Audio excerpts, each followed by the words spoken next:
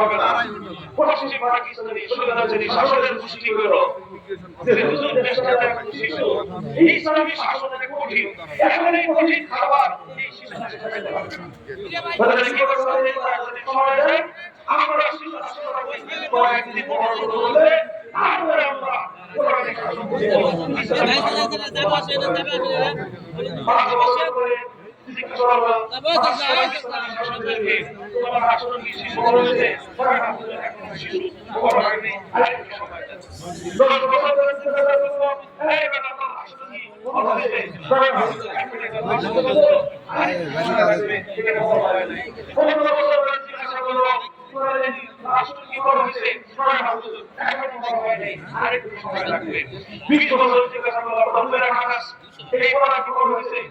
পাকিস্তানের নবাবের খাতা খোলা এটা কি করে গেছে এই 20 বছর তো এখনো একটা শিশু আছে আরো সময় লাগবে। আমার বাবা শেখ মুজিব আল্লাহ আজিজ রাহমাতুল্লাহ আলাইহি আমাদের দুঃখ নিয়ে উপহাস করে একটা কথা বলতেন 24 বছরের শিশু সাফল্য হয় না ওটা 90 বছর হয় না। বুঝলেন এই কথা?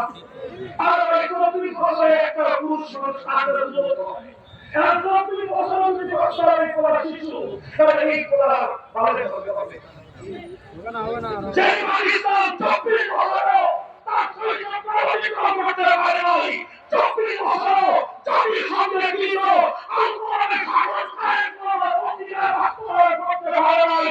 আমরা মুসলমানরা বলেছিল সেই অকার্যকর সেই বাতিল পাকিস্তানের প্রয়োজন নাই ভেঙে টুকরো করে দাও।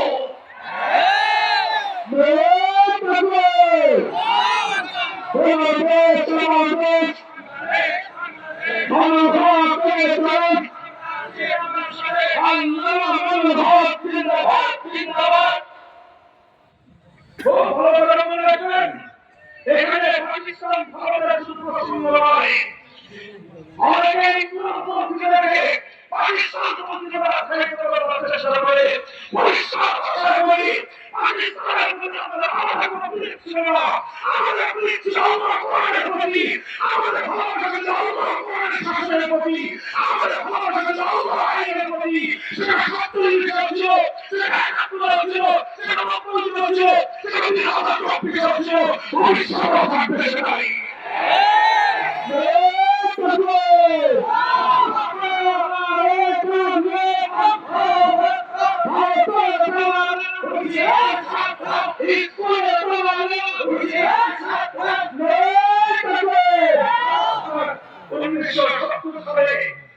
এই গোটা দেশে নির্বাচন আসলো সেই নির্বাচনের সময় বাংলাদেশের মুসলমানদের নিজের পক্ষে নেওয়ার জন্য এই অঞ্চলের একজন মুসলিম নেতা যিনি 47 সালের সময় মুসলিম লীগ করেছেন তাদের সঙ্গে আলাদা করেছেন যদি পাকিস্তান হয় কোরআনের শাসন হবে সেই নেতার নাম শেখ মুজিবুর রহমান সাহেব।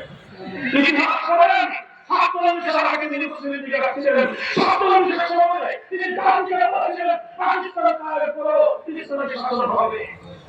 যখন পাকিস্তানের কায়েম হলো 1970 এর নির্বাচনের আগে শেখ মুজিবুর রহমান সাহেব বলেন আমার বাচ্চার ভোট দাও নৌকামের ভোট দাও ভোট দিতে কি করবেন আমরা যদি পাস করতে পারি কোরআন সুন্নাহর বিরুদ্ধে কোনো আইন করব না।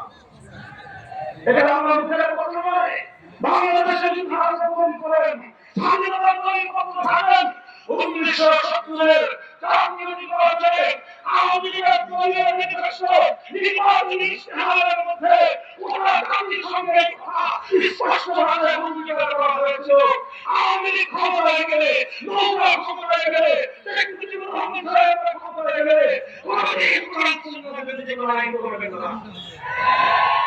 যদি আমার কথা ভুল হয় লক্ষ মানুষের সামনে বলতেছি আর কোনো জীবনের কথা বলবো না। এই অঙ্গীকার করার পর এই যেমন